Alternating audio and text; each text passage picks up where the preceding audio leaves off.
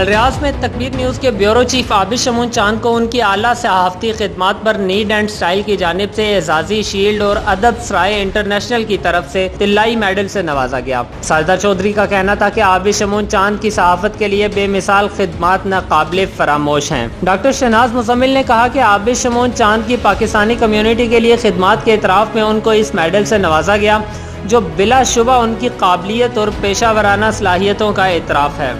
एजाजी shield और तिल्लाई तमगा मिलने पर अल रियाज समेत मुल्क भर से पाकिस्तानी कम्यूनिटी ने आबिद शमून चांद की शानदार सहाफ़ती खिदमात को सराहते हुए मुबारकबाद पेश की। कैमरामैन बाबर अली के साथ जाहिद शरीफ, तकबीर न्यूज़, अल रियाज।